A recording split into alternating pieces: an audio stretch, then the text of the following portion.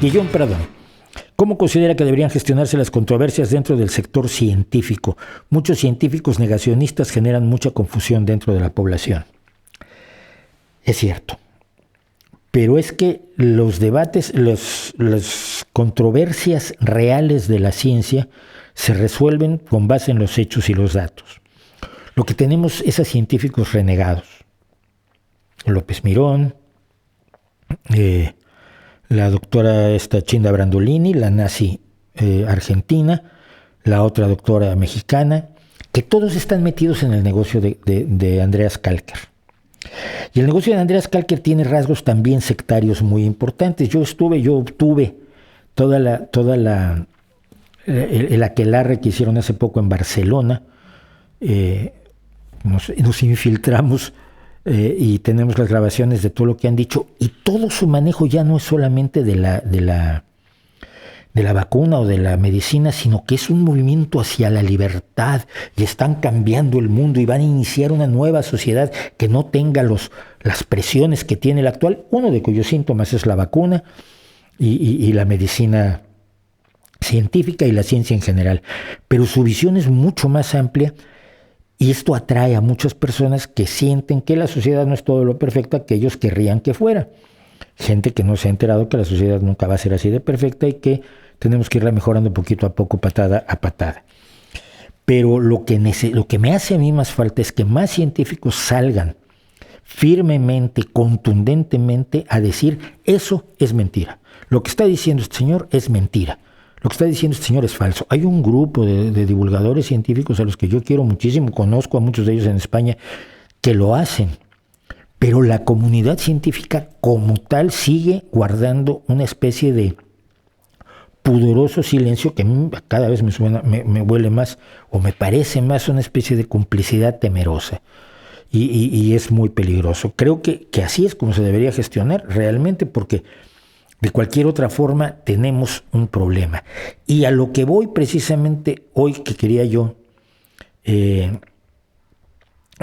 tocar este tema, tiene también que ver con eso, con la denigración de la ciencia. Entonces, pues esto de lo que vamos a hablar ahora. Esto que vamos a hablar ahora es una de tantas cosas de las que estoy completamente.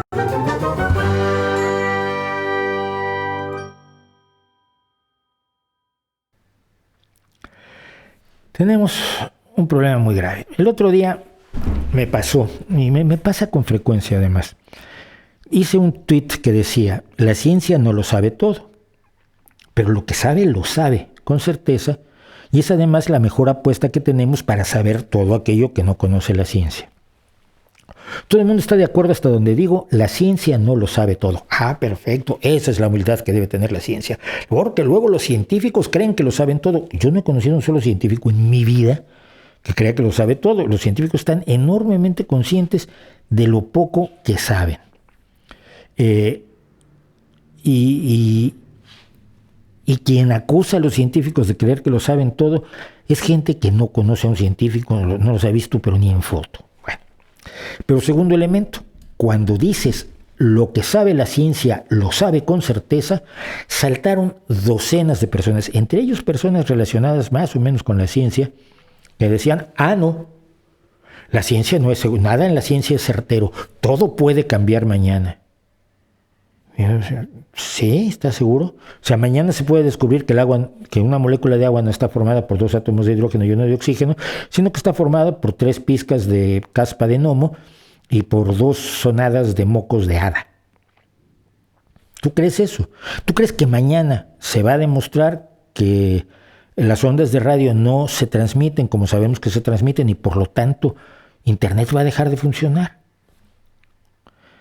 Es decir, hay un pudor enorme a reconocer que sabemos cosas y que esas cosas funcionan.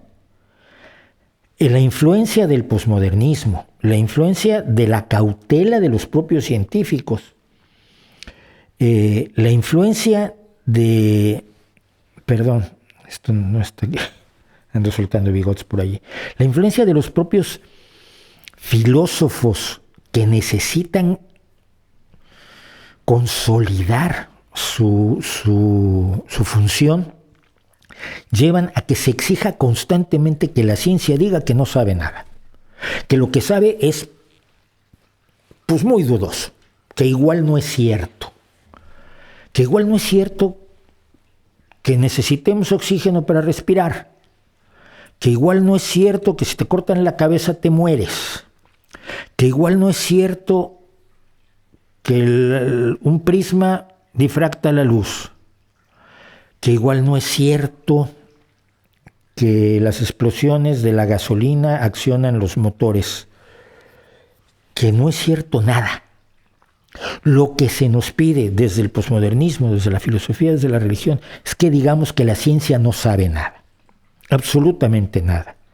Y el argumento fundamental que utiliza esta gente cuando les dices, me lo estás diciendo por internet, hijo mío, mira, tú probablemente no lo sepas, pero estás usando las ecuaciones de Maxwell para que funcione tu maquinita, para escribir lo que escribes y para enviarlo a través de un sistema complicadísimo, una red que recubre todo el mundo, para que llegue a donde estoy yo y lo lea y diga yo, ay, cierto, la ciencia no sabe nada, esto llegó por magia.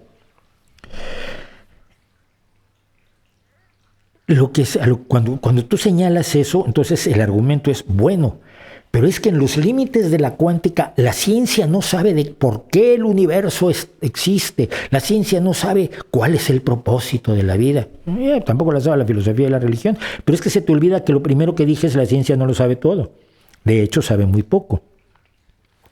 Todo el conocimiento que adquirimos nos sirve sobre todo para descubrir que hay muchísimas cosas que no sabíamos, que ni siquiera estábamos enterados que no las sabíamos. Antes la medicina tenía cosas que eran buenas para el estómago. Cuando empezamos a estudiar el aparato digestivo y descubrimos todas las enfermedades que tiene el estómago, resultó que antes no sabíamos que nuestra ignorancia llegaba a tales niveles. Son tremendos. Simplemente los tipos de cáncer y las variaciones de cada tipo de cáncer en cada etapa que puede tener un estómago humano, le toman grandes esfuerzos de investigación a cientos y miles de personas, y eso es solo en el estómago. Nos falta por saber un montón de cosas, pero eso no es pretexto para decir que la ciencia no sabe nada. Tratar de justificar las visiones religiosas y las visiones filosóficas anticientíficas, utilizando como pretexto precisamente los límites de la ignorancia. Oye, mira, en óptica sabemos muchísimas cosas y funcionan muy bien. Gracias a ellas yo puedo ver, mira, la óptica sabe exactamente de qué grosor tiene que ser el cristal, que no es cristal, es carbonato, que se produce también con la ciencia, pero de qué grosor debe ser a lo largo de toda su extensión esta lente para que corrija las deficiencias de mi vista y me permita ver. Y entonces puedo ver el cine, y el cine se graba utilizando también esos mismos sistemas y se proyecta así porque tenemos la óptica que nos permite hacer fotografía y vídeo y proyecciones y estas cosas. Eso no lo vamos a dejar de saber. Es irracional suponer que vamos a dejar de saber lo que ya sabemos, o que la ampliación del conocimiento anula lo que ya sabemos. Esto no pasa. Y hay dos elementos en los que siempre este tipo de observaciones recalan y que quiero dejar claro que son absolutamente inaceptables. Primero, decir que la ciencia ha cambiado radicalmente a lo largo de su historia. Por ejemplo, antes creíamos que la Tierra era plana y luego descubrimos que era un esferoide. Que antes creíamos que las cosas caían 10 veces más rápido y luego la ciencia decía que caían 10 veces más rápido y luego descubrieron que no caían 10 veces más rápido. No es cierto.